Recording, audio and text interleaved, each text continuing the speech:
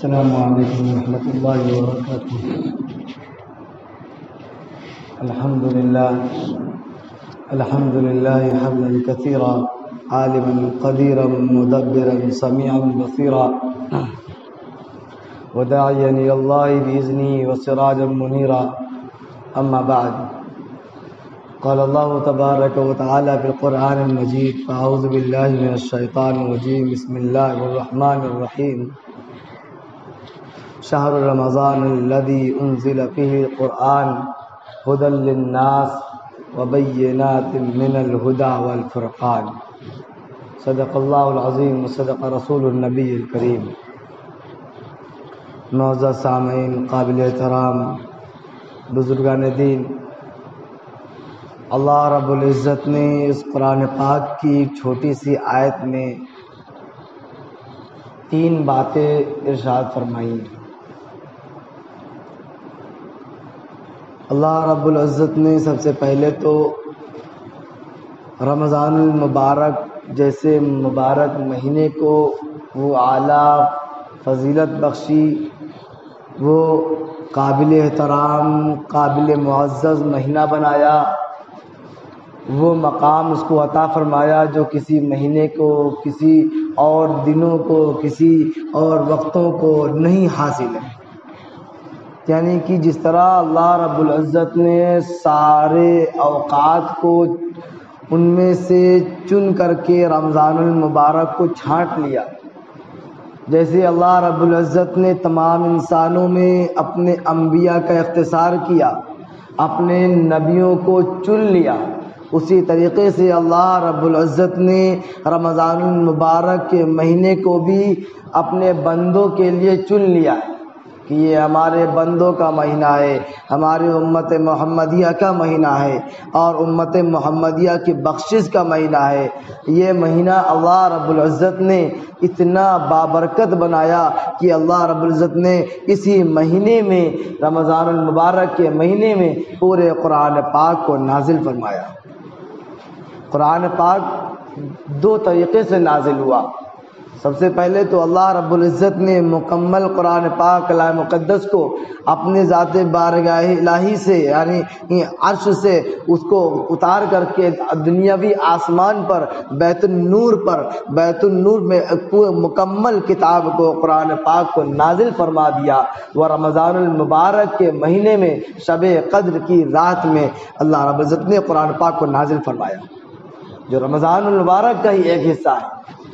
اور اس کے بعد پھر رمضان المبارک کے بعد ایک روایت میں آتا ہے کہ اللہ کے نبی صلی اللہ علیہ وسلم کو غار حرا میں جو سب سے پہلی 5 آیتیں آپ کو عطا فرمائی گئیں، سب سے پہلے آپ کی اور جبریل امی کی ملاقات ہوئی، سب سے پہلی وحی کا سلسلے کا آغاز ہوا، سب سے پہلے قرآن پاک کا پیغام، اللہ کا پیغام اللہ کے نبی صلی اللہ علیہ وسلم کو جو دیا گیا وہ رمضان المبارک کا ہی مبارک مہینہ تھا۔ یعنی کہ اللہ رب العزت نے اس مہینے کو کیسے قرآن سے جوڑ دیا ہے، اس مہینے کا رشتہ، اس مہینے کا ربط قرآن سے اتنا مضبوط کر دیا ہے، اتنا مضبوط کر دیا ہے، جیسے کہ آج انسان کے بدن میں دل کا حصہ ہے، بغیر دل کے انسان زندہ نہیں رہ سکتا، بغیر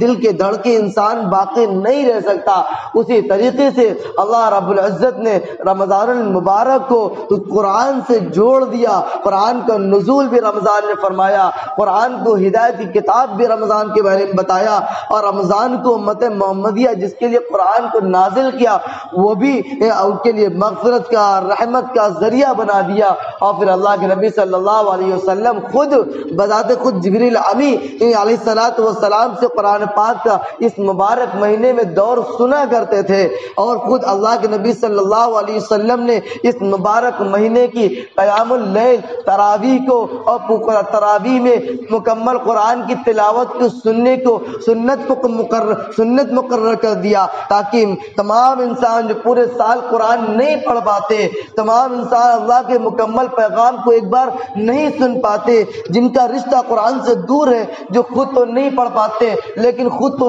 سن سکتے ہیں، تو کم سے کم اس مبارک مہینے میں وہ پورے قرآن کو سن لیں، اللہ کے پورے پیغام کو سن لیں، اللہ کے پورے احکام کو سن لیں کہ واقعی اللہ رب العزت نے قرآن کو نازل کر کے ہم کو کیا پیغام دیا، ہم کو کیا راستہ دکھایا، ہم کو کیا طریقے بتائے، ہم کو زندگی گزارنے کے سلیقے کیا بتائے، اللہ کے نبی کو دنیا بھیجنے کا مقصد کیا ہے، ہمیں دنیا میں پیدا کرنے کا مقصد کیا ہے، تمہارے لیے کیا چیز بنائی ہے، تم کو دنیا جو کھیتی بنایا، کھیتی کا میدان بتایا کہ کس لیے بتایا، تمہارا پھل تمہارا ثمرہ کیا ہے، تمہارا ہدف کیا ہے، تمہاری کامیابی کامرانی کہاں کی کامیابی کامرانی ہے۔ کیا تم دنیا میں آئے ہو، دنیا میں آنے کے بعد زندگی اپنی منمانی کی گزارو گے جیسا کہ آج ہم گزار رہے ہیں، جو چاہتے ہیں وہ کرتے ہیں، نہ اللہ کا حکم، نہ اللہ کا خوف، نہ نبی کا طریقہ، نہ نبی کی سنت، نہ نبی سے محبت کا نتیجہ ہمارے نگاہوں کے سامنے ہے، نہ ہمارے اعمال میں ہے۔ ہم تو بس زبانی دعویٰ کرنے والے کہ بس اللہ کے نبی کو مانتے ہیں، اللہ کے نبی سے محبت کرتے ہیں، اللہ کو مانتے ہیں، اللہ کے پیغام سے محبت کرتے ہیں، قرآن کو مانتے ہیں، قرآن کو پڑھتے ہیں، قرآن کو سینے سے آنکھوں سے لگا کے اپنے گھروں میں سجا کے رکھتے ہیں۔ کیا واقعی یہ محبت کا تقاضا ہے؟ میرے عزیزو، یہ رمضان کا مہینہ اسی لیے آتا ہے، بار بار اللہ رب العزت ہمیں یہ موقع عنایت فرماتا ہے کہ تم آ جاؤ ہدایت پر، آ جاؤ اللہ کے پیغام پر، اللہ کے باتوں کو ماننے والے آ جاؤ، اللہ کے قرآن کو سیکھنے والے ہو جاؤ۔ لیکن آج ہماری زندگی ایسی غفلت میں گزر رہی کہ ہمیں شعور بھی نہیں ہوتا۔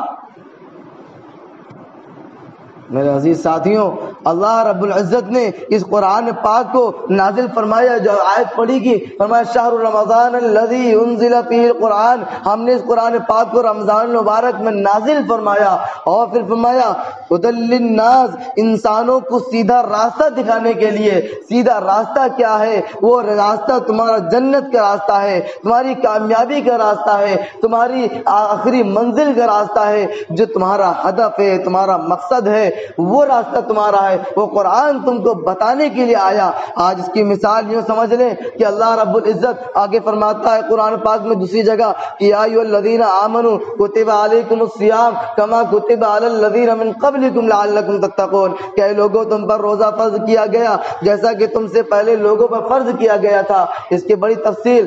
آپ جانتے ہیں کہ ہر مذہب میں آج بھی دنیا میں دیکھ لیں کہ اللہ رب العزت نے کسی نہ کسی طریقے سے جو روزہ فرض کیا تھا پچھلی امتوں پہ، آج بھی رائج ہے، چاہے جس نقش قدم پہ ہو، چاہے جس طریقے پہ ہو، چاہے ان کا طریقہ صحیح ہو چاہے غلط ہو، لیکن اس کی روایت آج بھی باقی ہے، موجود ہے، اس کی نشانیوں کا ثبوت مجھے ملتا ہے۔ جس طریقے سے اللہ رب العزت نے ہمارے اوپر روزے کو فرض کیا، اس مہینے کے روزے کو مکمل ہم پر فرض کیا ہے، اسی طریقے سے تمام امتیوں فرض تھا، تاکہ تم یہ نہ سمجھو کہ تم پر ظلم کیا گیا، بلکہ کس لیے کیا گیا؟ لعلکم تتقون، تاکہ تم متقی بن جاؤ۔ اب مسئلہ یہ ہے کہ متقی کہتے کس کو ہیں، متقی کا مقصد کیا ہے، متقی کے ڈھانچے میں کون آتا ہے؟ ہر وہ شخص متقی کا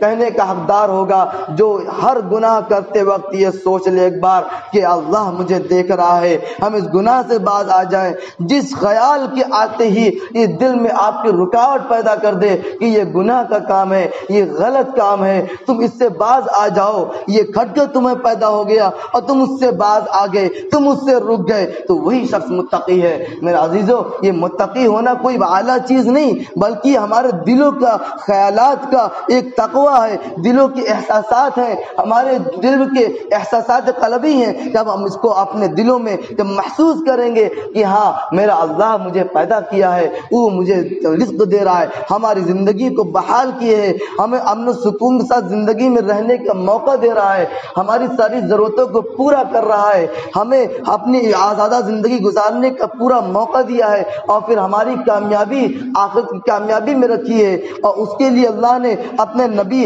احمد مصطفیٰ کو مبعوث فرما کر ہمیں سیدھا راستہ دکھلا دیا، ہمیں انسان سے انسان بنایا، انسانیت کا پیغام سکھایا ہے۔ میرے عزیزو، جب یہ ہمارے دل میں خیال اور احساسات ہوں گے تو وہی شخص حقیقت میں متقی ہے۔ کیا میرے عزیزو، اس کی مثال یوں سمجھیں کہ اللہ کہ آج ہمارے والدین اپنے بچوں کو سدھارتے ہیں، ان کے 2 اولادیں ہیں، ہر ماں باپ چاہتے ہیں کہ ہماری اولاد سدھر جائے، نیک ہو جائے، شریف ہو، عزت دار ہو، اللہ کے فرما بردار ہو، ہماری فرما بردار ہو، کسی گناہ میں، کسی لڑائی جھگڑے میں، کسی خرافات میں، کسی برائی میں، کسی گناہ میں ملوث نہ ہو، تمام برائیوں سے باز رہے، محفوظ رہے، تاکہ اس کا ایک اچھا مقام معاشرے میں ہو، لوگ اس کو تسلیم کریں، اس کے ذریعے سے ہمارا بھی اور پورے خاندان کا نام روشن ہو، ایسا کام کرے۔ کیا کوشش نہیں کرتے؟ اگر میرا عزیزو ہمارا ایک بیٹا تو لائق دار ہے، لیکن دوسرا بیٹا نافرمان اگر ہو گیا تو کتنی کوشش ہم کرتے ہیں، کتنی کوشش کرتے ہیں باز آ جائے۔ کیا اس کو گھر سے نکال دیتے ہیں ماں باپ؟ کیا اس کو بے دخل کر دیتے ہیں؟ کیا اس کو کھانا نہیں دیتے ہیں؟ کیا اس کو بہت زیادہ مارتے ہیں؟ کیا اس کے اوپر ظلم تشدد کرتے ہیں؟ میرا عزیزو نہیں کرتے۔ کیوں؟ ان کی اپنی اولاد ہے، سچی محبت کا تقاضا ان کا یہ ہے کہ وہ اس کو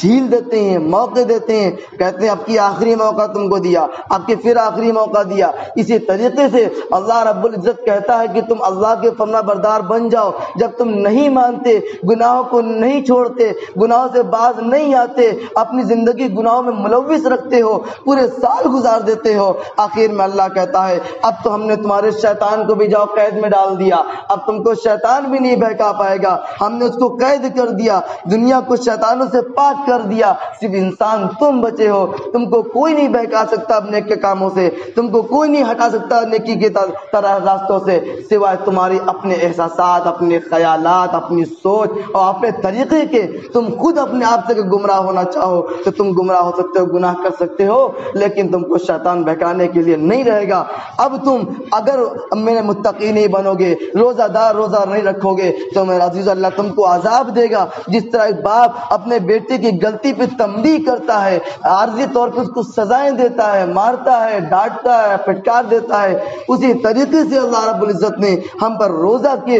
حکم کو نافذ کر کے کہہ دیا کہ اگر تم روزہ نہیں رکھو گے تو تم کو سزا دی جائے گی، تم کو گناہ ہوگا، تم کو جہنم میں پھینک دیا جائے گا۔ اور دنیا کا حال یہ ہے کہ اللہ نے جو قانون نافذ کیا اسلام میں وہ یہ کہ اگر کوئی شخص بغیر کسی وجہ، بغیر کسی عذر کے جان بوجھ کر روزہ نہ رکھے اور کھلے عام کھائے پیے، ہوٹل بازی کرے، اس کے بعد اگر کوئی ایسا شخص ملتا ہے تو ایسے شخص کے بارے میں حکم ہے کمرے کے اندر بند کر کے اس کمرے میں آگ لگا دو۔ ایسے سخت احکامات اللہ رب العزت نے نافذ کیے تاکہ تم متقی بن جاؤ، متقی بن جاؤ، اللہ کے فرما بردار بن جاؤ، نیک بن جاؤ، برائی سے بچ جاؤ۔ صرف اللہ تم کو نیک بنانا چاہتا، اللہ چاہتا ہے، اللہ کے نبی چاہتے تم جنتی بن جاؤ، تم جنت والے بن جاؤ، اللہ کے محبوب بن جاؤ۔ اور ہم آج ساری چیزوں کو چھوڑ کر کے، شیطان بھی نہیں ہے، ہم خود شیطان بنے ہوئے ہیں، اللہ کے پیغام کو چھوڑ کر کے اپنی منمانی زندگی گزار رہے ہیں۔ دنیا میں